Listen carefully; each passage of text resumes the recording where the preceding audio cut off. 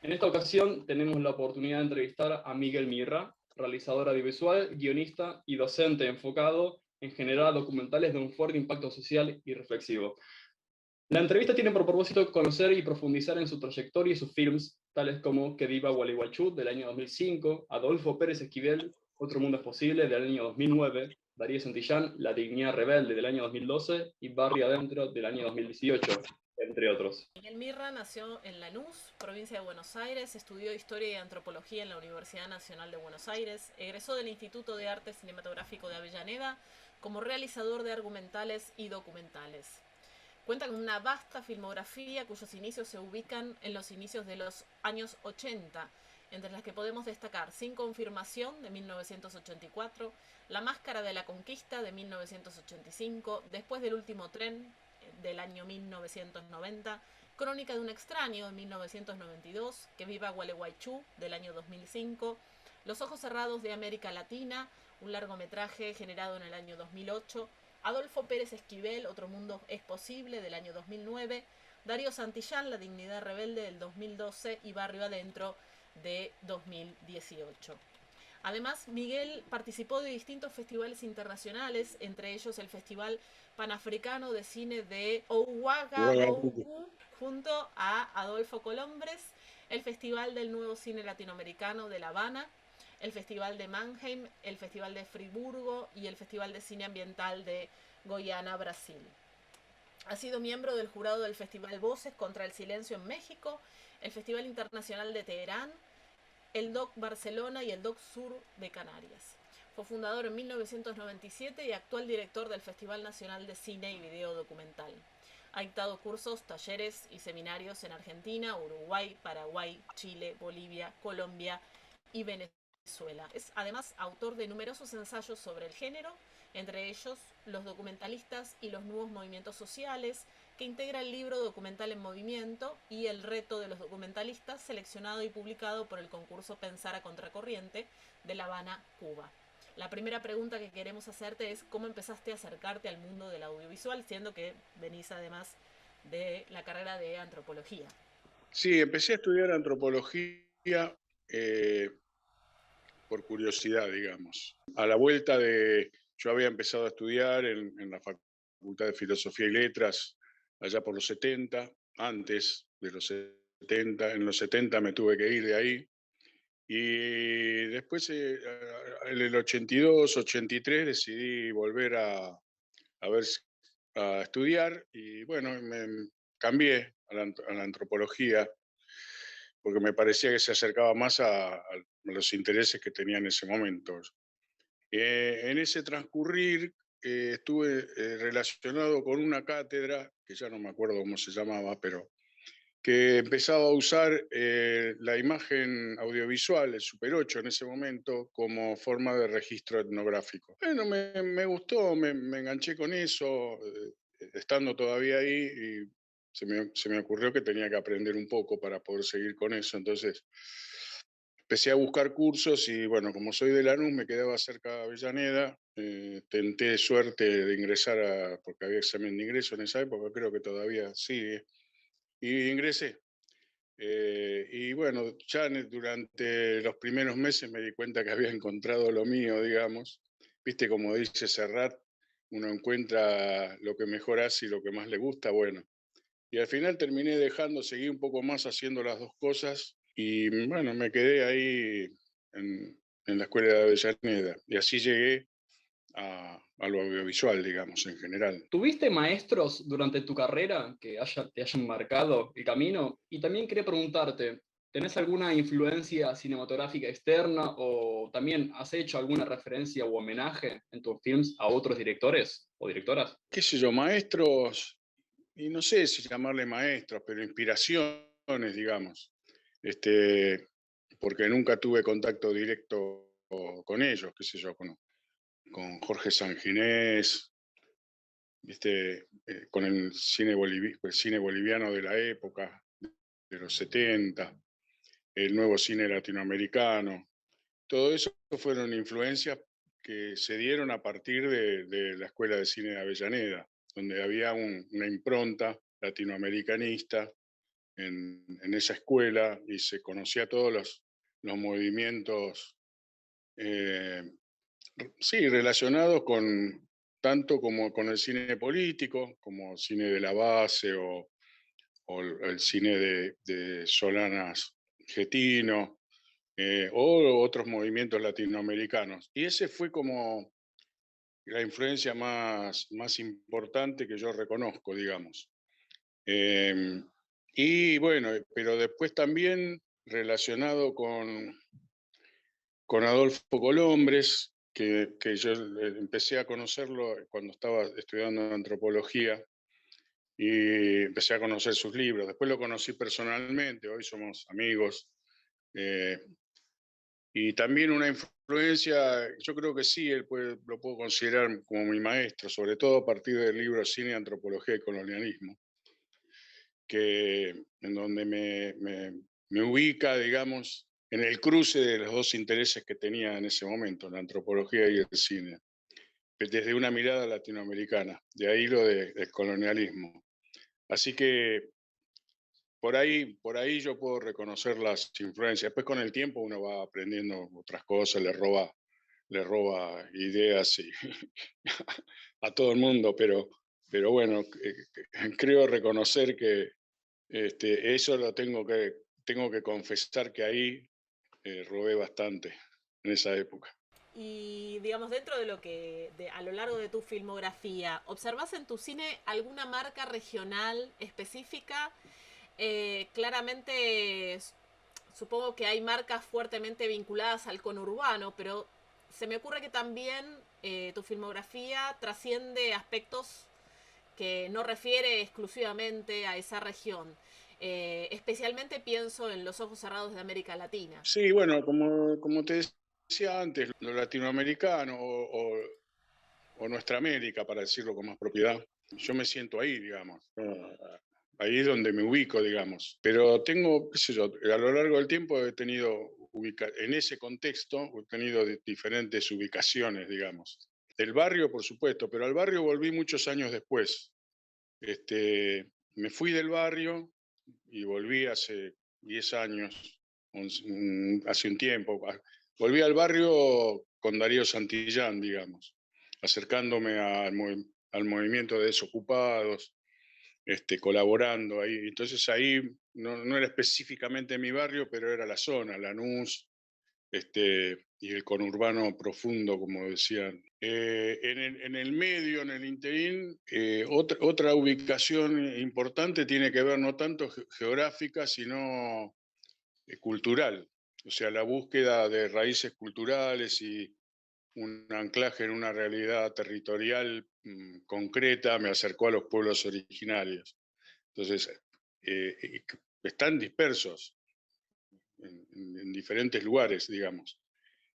Y particularmente siempre volví o cada tanto vuelvo al noroeste, a Salta, Jujuy. Mi primera incursión en el documental fue ahí, con los Collas, con Hombres de Barro. Y siempre vuelvo, digamos, con distintos proyectos. Entonces, bueno, entre el barrio, Latinoamérica, está Jujuy, Salta, digamos, como lugares privilegiados, digamos, donde me siento bien. Bien en el sentido, me siento parte, digamos, por más que soy un gringo bajado de los barcos, como conozco mucha gente, me reciben, mi trabajo ahí ha servido, digamos, a las comunidades, porque han utilizado mi trabajo como forma de difusión sus luchas, así que... Y bueno, ahora últimamente, viste, qué sé yo, la vida te va llevando por distintos caminos. Durante muchos años no sabía ni dónde quedaba Rosario. Y ahora estoy volviendo todo el tiempo a Rosario y me han adoptado, creo, y yo lo he adoptado a esta ciudad. Ahora estoy en Rosario. Estamos grabando un audiolibro aquí, bueno, estamos haciendo un montón de actividades. Hicimos el Festival de Cine y Video Documental en el 2019. Va pasando el tiempo y vas asentándote en diferentes lugares y encontrando diferentes relaciones, ¿no? ¿Cómo y cuándo conociste a Susana Moreira? como colega de producción? En realidad la conocí como compañera de vida, más que como compañera de producción. Y nos conocimos hace muchos años. Muchos años. Yo tenía idea de hacer algo en teatro. Al mismo tiempo que empezaba a filmar, me dio ganas de hacer algo en teatro. Y entonces, la había conocido así someramente a Susana y ella hacía teatro en ese momento, ocasional. Y se me ocurrió proponerle si no tenía ganas que hiciéramos algo juntos, como una excusa, digamos, para vernos. Y bueno, empezamos a trabajar sobre una obra de teatro y ahí, bueno, ahí nos acercamos y, bueno, empezamos una convivencia. Al poco tiempo nos vino Andrés, que ahora ya tiene 31. Y después con el tiempo colaborando en diferentes proyectos. Ella está relacionada con el movimiento de derechos humanos, es parte del SERPAJ, del Servicio Paz y Justicia. Y bueno, y muchas de los trabajos relacionados con los derechos humanos lo hicimos juntos porque ella conoce el tema, digamos. Y por otro lado, bueno, su profesión es contadora, ella es administradora del SERPAJ y de otras instituciones relacionadas. Y entonces, bueno, venía fenómeno, pues yo soy un desastre organizando. Entonces hicimos división de tareas en algunas cosas que yo manejaba, en otras cosas que manejaba ella desde el conocimiento y desde mi entusiasmo y desorganización combinado con su orden y organización. Y entonces fuimos. Y después, bueno, después ella ha realizado trabajo también. La tarea en nuestro equipo, digamos, es más que nada de producción, pero ha incursionado en la realización también. Tenemos una ventaja, porque a veces dicen, ¿cómo hacen tantas? A veces a mí me dicen, porque viste, siempre te identifican al varón, ¿no? Parece que la mujer está como ahí al costado y acompaña, digamos. Entonces muchas veces me preguntan, ¿cómo haces, Mirra, para hacer tantos proyectos? No, porque no soy yo solo, digamos. Somos dos los que trabajamos. A Susana la nombran menos, por eso me gustó que me hayan preguntado. Queríamos preguntarte cómo fue el rodaje de Que viva Gualeguaychú. En ese momento yo no estaba haciendo cosas, bueno, no estábamos en otro. Yo había dejado de filmar, estuve en crisis, y bueno, había dejado. Estaba dedicado más a la docencia, a organizar actividades con el movimiento documentalista. Y una vez en un centro cultural en San Telmo, no sé qué estaba, fui a una actividad porque estaban los referentes de la Asamblea de Gualeguaychú haciendo, digamos, sumando voluntades, digamos. Y había una charla, y yo fui a escucharlos. Y alguien les dijo, mira, acá está Mirra, que hace cine, no sé qué. Necesitaríamos cubrir la marcha que estamos organizando al puente. Bueno, está bien, pero es pasado mañana. ¿Viste? No, ¿cómo pasado mañana? Y sí, qué sé yo, bueno, y qué sé yo, dije, bueno, algo vamos a hacer. Entonces conseguí una cámara de un compañero, armamos un equipo con Susana, Andrés y Lucía. Andrés tenía 13 años y Lucía tenía 10, y hicimos un equipo de filmación familiar y nos fuimos a registrar la marcha. Y ahí quedé. Eso fue una crónica que después se dio en el teatro donde se reunía la asamblea. Fue impresionante la reacción de la gente, 80.000 personas sobre el puente, y dije, acá está pasando algo. 80.000 personas sobre el puente y no hubo el más mínimo incidente. La organización corrió por su cuenta, exigieron que la policía no estuviera presente y yo dije, pará, que esto es otra cosa. Entonces, bueno, dije, vamos a indagar un poco más. Entonces de ahí salió Que Viva Gualeguaychú, que es un documental ya. Lo otro era una crónica, y Que Viva Gualeguaychú ya es un documental, y entonces ahí empecé a conocer un montón de gente relacionado con el tema. Conocí a la gente de Esquel, que había dado el puntapié inicial a la lucha socioambiental, y un montón de gente, bueno, y de ahí justamente surge primero Las Venas Vacías, saqueo de contaminación en la Argentina, y después Los Ojos Cerrados de América Latina, que es esto mismo, pero a nivel continental. En cierto sentido, Que Viva Gualeguaychú es fundante en esa variante de mi trabajo documental. Después hice Los Ojos Abiertos de América Latina, hice Tierra de Mujeres. Las mujeres, hay toda una parte que son las mujeres en los movimientos. El tema era las mujeres en los movimientos sociales. Y la última parte tenía que ver con el movimiento ambientalista, con las compañeras de Chilecito y Famatina. Y bueno, ahora después Agroecología, Tiempo de Labranza, bueno, toda esa corriente surge ahí con mi acercamiento. Y también a partir de ahí empecé otra vez a trabajar y a producir y a realizar, después de esa pausa que tuve en algún momento. ¿Cómo fue el proceso de preproducción de Pérez Esquivel, Otro Mundo es Posible? ¿Y cómo llevaste adelante la preproducción de Barrio Adentro? La continuación, digamos, si es la continuación de Crónica de un Extraño, del 92.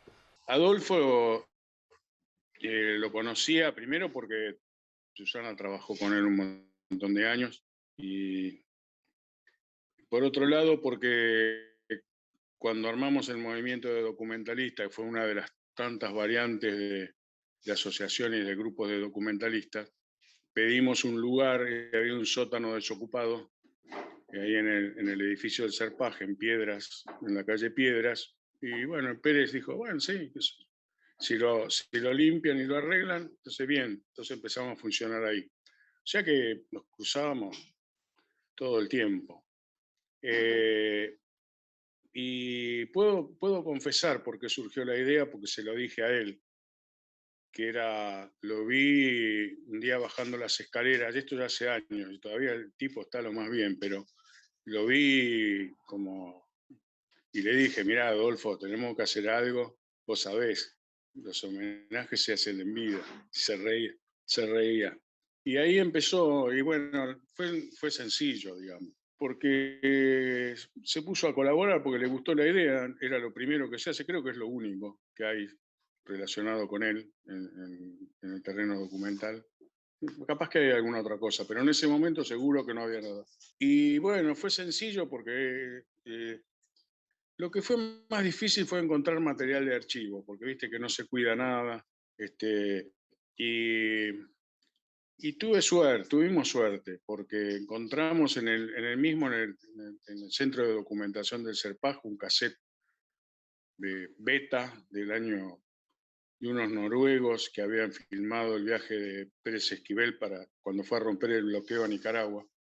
Lo encontramos ahí y empezamos, y eso fue la búsqueda como más difícil, pero muy exitosa de conseguir material de archivo, porque lo vimos jóvenes en un montón de actividades, pudimos ponerlo ahí, no solamente que... sí, después una de las cosas, digamos, en cuanto a las biografías que intenté siempre hacer es que hable el biografiado, si es que está vivo, digamos. No tantas testimonios desde afuera, digamos. Sobre todo en el caso de Pérez Esquivel o después Norita Cortiña, digamos, ¿quién puede hablar de ellos, digamos?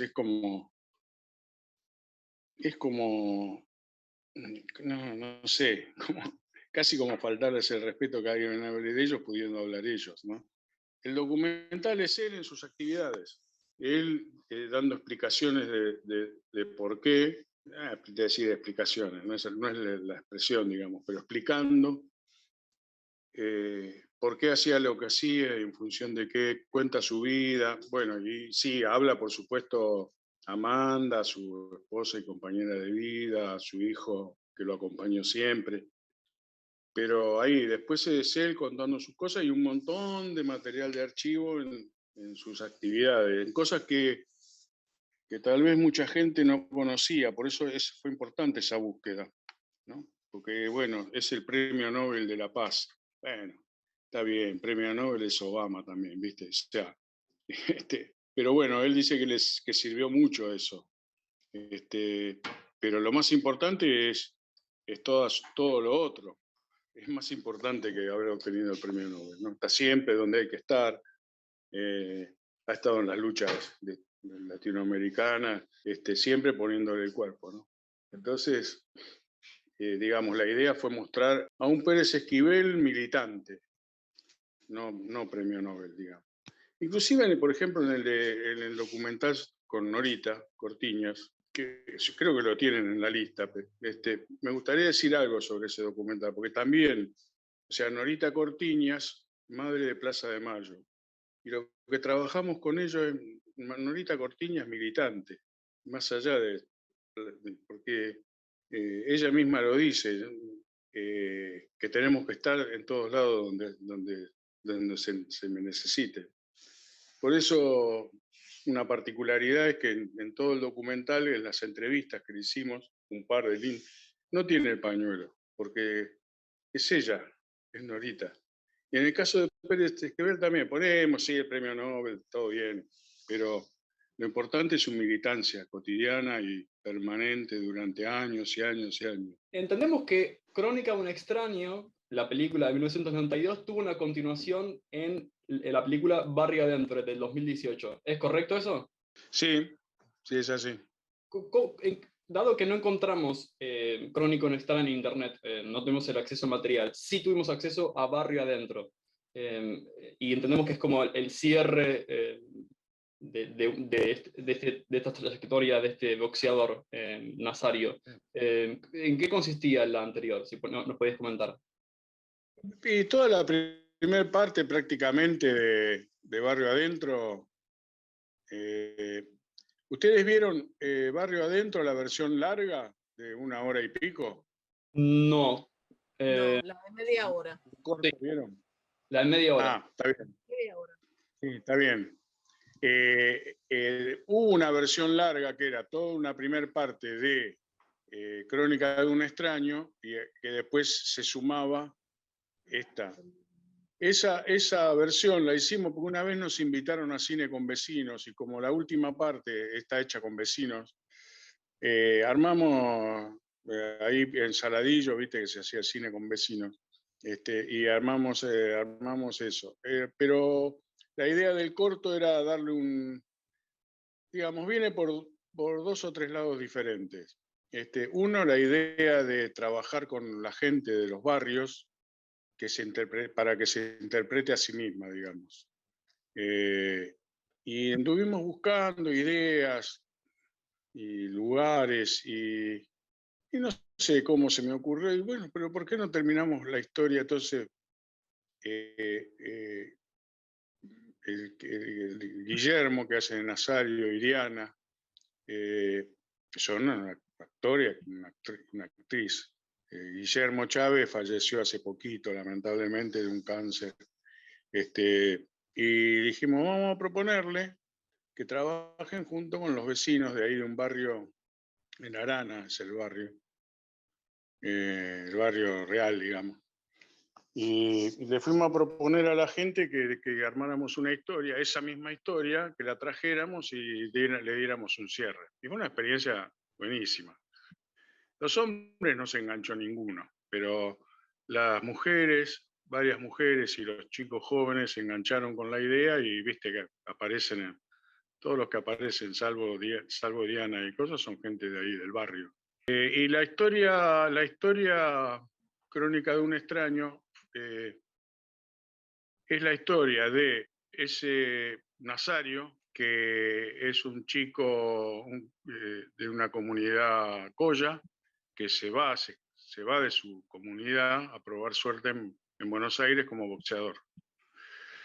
Y a su vez la historia de su padre, que es un luchador por las tierras, que viaja a Buenos Aires a exigir la devolución de las tierras. y se encuentran, y hay un encuentro hacia el final de la película entre padre e hijo, y al mismo tiempo se muestra la vida del padre, interpretado por Eulogio Frites, que también falleció, el abogado Colla,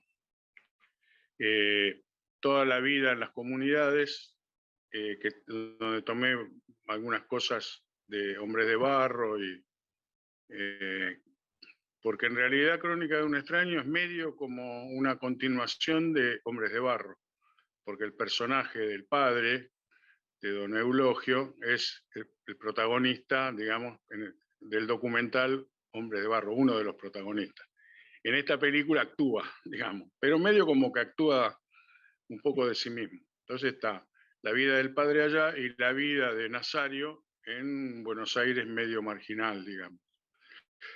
A pesar de que él consiguió trabajo en una fábrica, entonces aparecen los que lo rodean. Un compañero de trabajo en la fábrica, lo interpreta Martín Coria, que nos reíamos, porque dice, sí, a mí siempre me hacen de malo, de policía, o de, bueno, acá hago de bueno.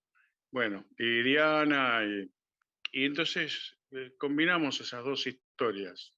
Y termina con un desencuentro. La Crónica de un extraño termina en un desencuentro entre padre e hijo, digamos. El padre se vuelve y después con el tiempo dijimos, vamos a retomar la historia esa y bueno, eso, no sé. Sí, Crónica de un extraño no está subida, ¿no? No, la verdad que no sé por qué, pero tendría que subirla. Pero bueno, otros se encargan de subir, viste, piratearla, pero esta parece que no les gustó y entonces no la... Pero tendría que subirla, sí. Bueno, si quieren, no sé, si la subo les mando el link, por si tienen curiosidad de verla.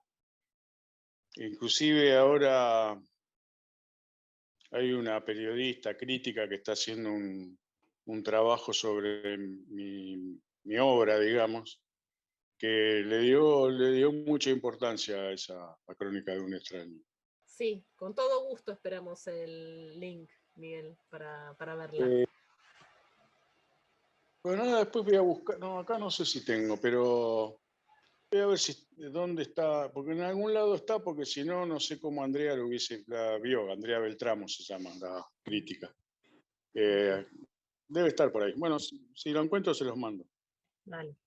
Quería preguntarte un poquito más sobre Barrio Adentro, porque lo que me llamó la atención es que si bien, digamos, tenés muchos elementos de la ficción, hay algunas cuestiones que parecerían ser documental,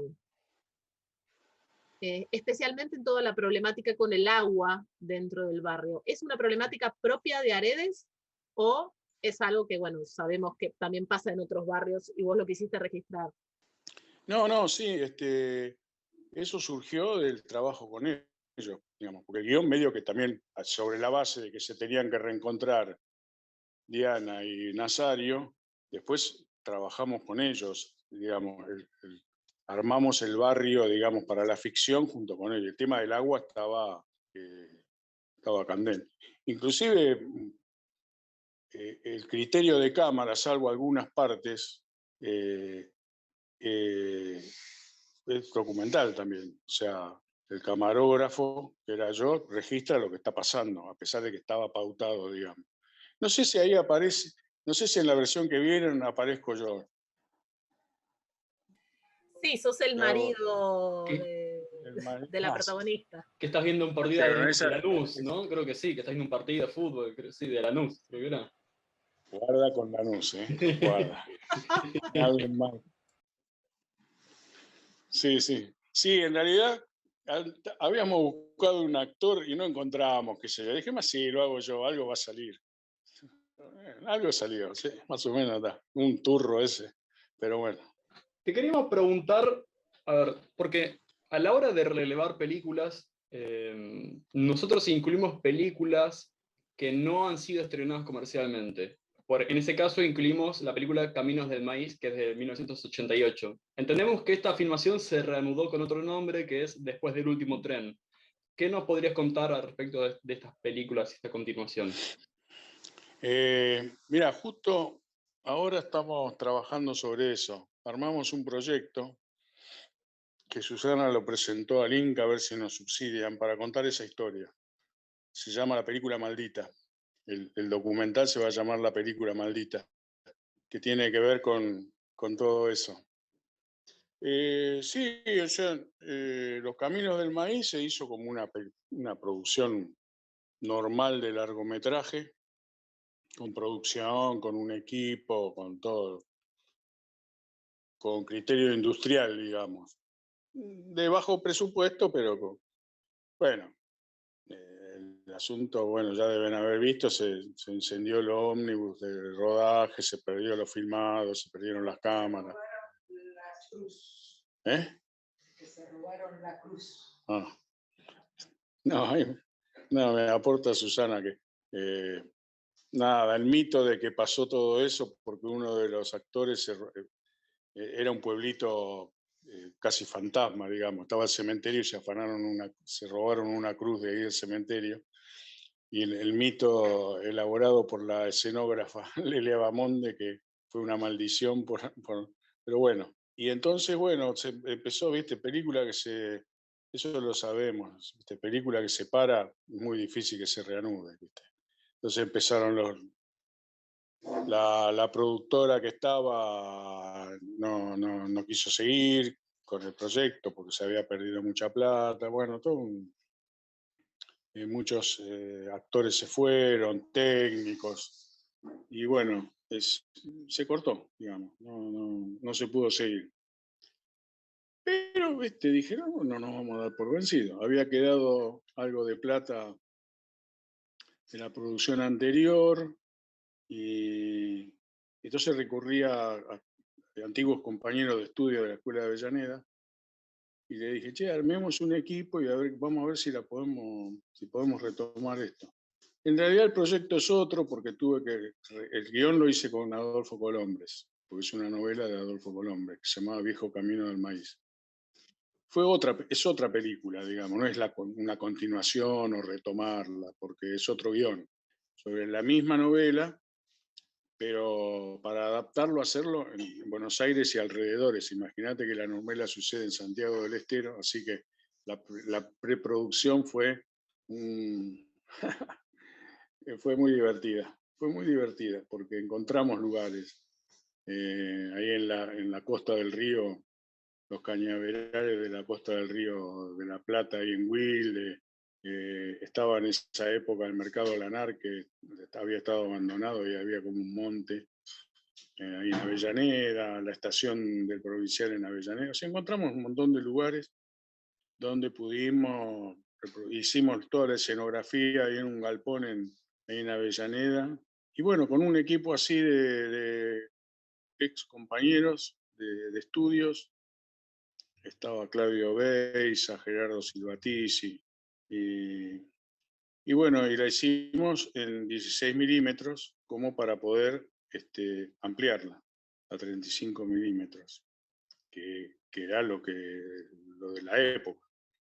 No existía el 4K, 8K, nada. O sea, era el fílmico. Y bueno, la hicimos, la terminamos de rodaje. Bueno, hay varias curiosidades. Por ejemplo, que se fue el protagonista masculino y la negra Fiorentino era la protagonista femenina. Y le digo, negra, no sabemos.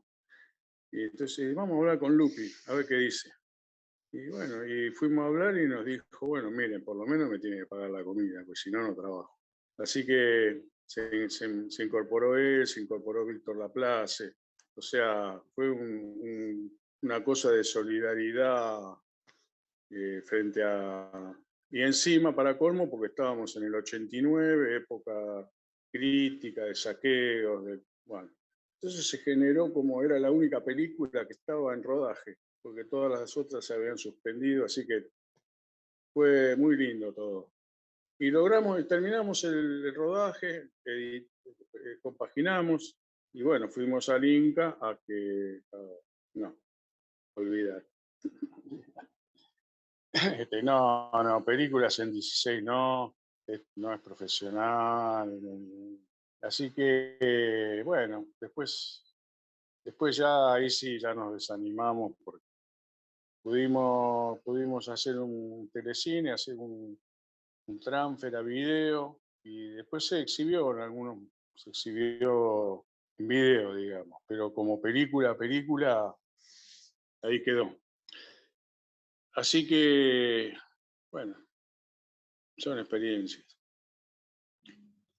Ahora la idea del documental, la película Maldita, es como cerrar. Ya convocamos a las actrices que participaron, a Lupi no porque falleció, a Guillermo Chávez que también coprotagonizaba, falleció, pero se fueron dando las cosas como para que podamos cerrar la historia haciendo la película Maldita. Sería como el tercer intento, porque el Museo del Cine rescató, en el incendio,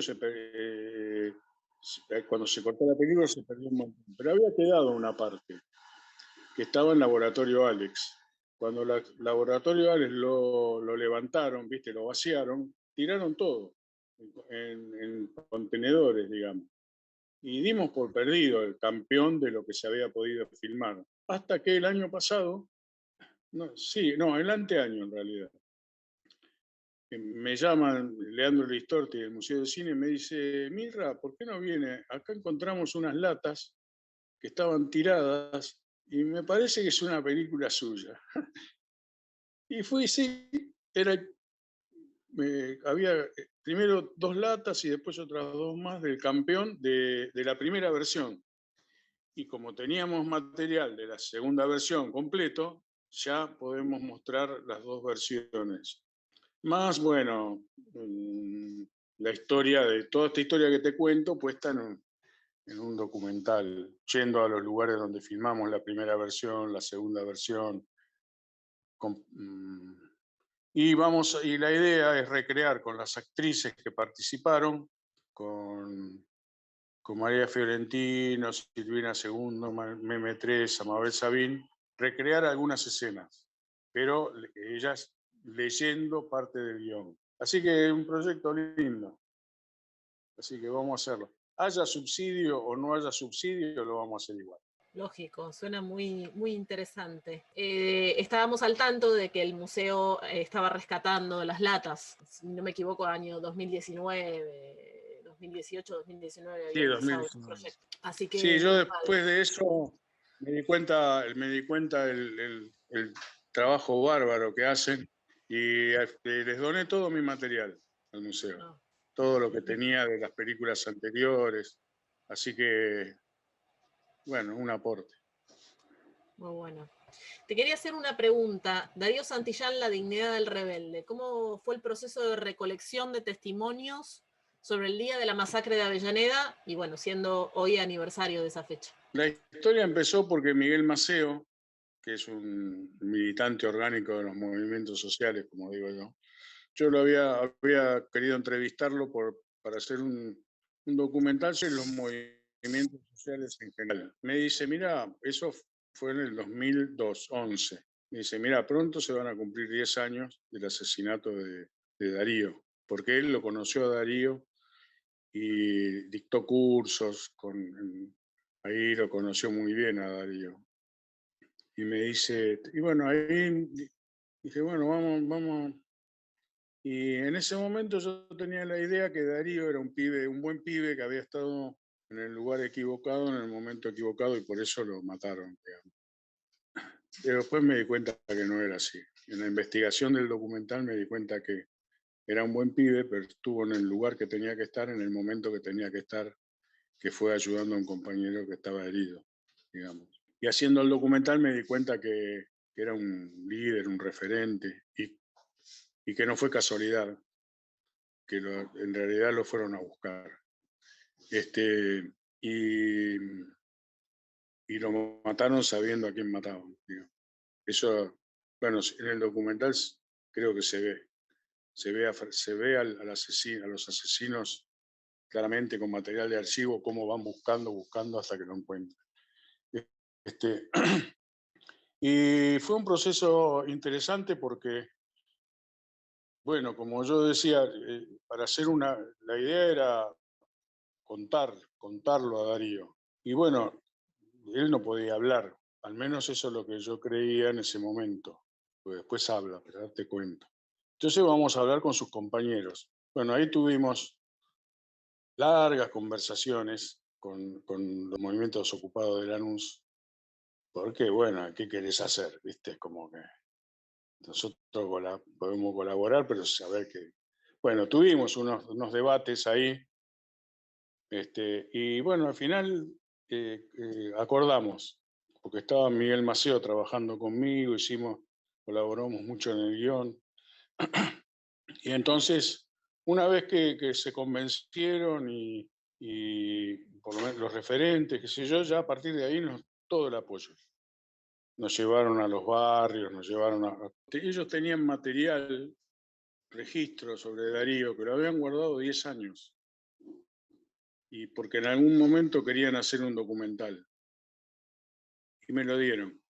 Entonces ahí se puede ver a Darío en asambleas, Darío en entrevistas, que creo que es lo más rico al final del documental, que se lo ve a él en acción. Y bueno, y fue un proceso muy interesante y bueno, de ahí fue mi vuelta a los barrios y caminarlos y vivirlos. Y ahí también empecé a colaborar con lo que podía y sigo contacto ahora no estuve yendo por este tema de la epidemia, pero seguimos en contacto. Y otra de las cosas interesantes también fue el proceso de cómo contarlo, cómo contar todo eso, porque yo creo que los documentales tienen que contar historias, siempre no tienen que ser informativos, digamos, en el sentido informativo como noticiero, digamos, sino que tienen que contar algo que te interese, que te atrape, que quieras saber. Y bueno, en el caso de Darío, o sea, utilizar todos los recursos de la narración cinematográfica, también en el documental. Y entonces armamos una estrategia tipo crónica de una muerte anunciada, digamos. O sea, el documental, o sea, no especular con qué pasaba con Darío. Darío, todo el mundo sabe que lo mataron, digamos. Entonces, lo matan a Darío, y entonces contar su vida y contar por qué lo matan, digamos. Ese fue un proceso muy, muy interesante. Y armamos una pasión con Miguel Maceo, que tenía una formación religiosa. Yo no soy religioso para nada, más bien soy ateo, digamos. Pero igual adoptamos la idea de hacer una pasión, vida, pasión y muerte y resurrección de Darío Santillán. Ese es el trasfondo de la película. La resurrección es la construcción del movimiento popular Darío Santillán. ¿Vos cómo observás la escena audiovisual de la provincia de Buenos Aires en la actualidad? Al menos en el caso de Lanús, o en el caso de Conurbano Sur. Si te digo, te voy a... Capaz que voy a guitarrear, no lo conozco bien. Lo que sí sé es que hay un montón de grupos, gente, que sé yo, que está intentando hacer cosas puntuales, pero creo que en este momento, más que hacia el documental, hay como una tendencia de los grupos, de los movimientos, como a hacer otras cosas, no tanto documentales, pero tengo la impresión, no veo así surgimiento de documentales silvestres, digamos, porque el documental se puede dividir en documentales de criadero, que son los que surgen de las escuelas, o documentales silvestres que surgen de las bases, digamos. No veo que desde las bases haya un interés hoy por ese tema, digamos, pero es una impresión muy subjetiva. Sobre todo porque yo voy al barrio, y en Lanús, por ejemplo, se han inclinado más por la radio. Tenían equipamiento, han rescatado la radio, la han puesto en funcionamiento. Más que por el registro documental, creo que hay una inclinación a la comunicación, porque creo que a la comunicación directa, digamos, a partir de esto que veo ahí en Lanús, ¿no? que están trabajando con la radio. No te puedo decir más porque no tengo. Y también esto de las reuniones, por ejemplo, ayer me llamaron de una radio de Quilmes para hacerme una entrevista por agroecología. Ayer también me llamaron de otra, de acá de Rosario. Estuve en un Zoom ayer. O sea, me parece que hay como una, hacia ahí, hacia ese lugar, hacia la comunicación. Vía radio, vía Zoom, vía streaming, más que al registro, porque, digamos, las condiciones son difíciles, digamos, en trasladarse y todo. Ahora por ahí se empezó a abrir un poco, pero entonces me parece que esto a la distancia y hacer cosas a distancia, y el documental, si no tenés contacto directo, es como difícil. No podemos hacer un documental por Zoom, digamos. Entonces me parece que por eso se ha inclinado más, por lo menos los movimientos de base, a este tipo de comunicación como radial o, ¿cómo se dice? Por internet, producto de la epidemia y del aislamiento, ¿no? Quería preguntarte si podías ahondar un poco, digamos, qué elementos de la novela de Gabriel García Márquez retomabas en Darío Santillán. No, esto de que la novela empieza con el asesinato de Nazar. O sea, la historia no es a quién van a matar o qué va a pasar con Nazar. No. Lo que se plantea ahí es: han matado a Nazar y fueron fulano y fulano. La historia es por qué. Bueno, en el caso de Darío es igual. Han matado a Darío y fueron fulano y mengano. ¿Por qué? Entonces, eso es lo que tomamos de Crónica de una muerte, esa construcción, digamos. Y bueno, de ahí descubrimos que fue porque era peligroso, digamos, para el sistema. Miguel, ¿te gustaría dar alguna reflexión final? No, creo que estuvieron bien, que las preguntas estuvieron bien, en el sentido de que apuntaron creo que a lo importante. Yo creo que una cosa que se podría rescatar y mencionar es el tema del trabajar en el documental, ¿no? Y en las otras películas también. O sea, siempre se dice que sobre qué trata tu película, digamos, ¿no? sobre quién es. Y esa palabrita sobre refiere al tema, refiere a la gente, pero también refiere a una ubicación. Sobre es por encima, digamos. Una de las cosas que elaboramos hace mucho tiempo como grupo y que yo trato de adoptar siempre es no trabajar sobre los grupos, sobre las comunidades, sobre las personas, sino junto con ellas. Por ejemplo, aún en la película Maldita, es trabajar con los que estuvieron ahí, con los que estuvimos ahí. O sea, es con, no sobre. O hacer una película sobre los collas, no, con los collas. Porque el lenguaje, digamos, descubre, pero encubre también. Entonces, cuando se usa esa palabrita sobre, de alguna manera huele a que se está afuera o encima, digamos.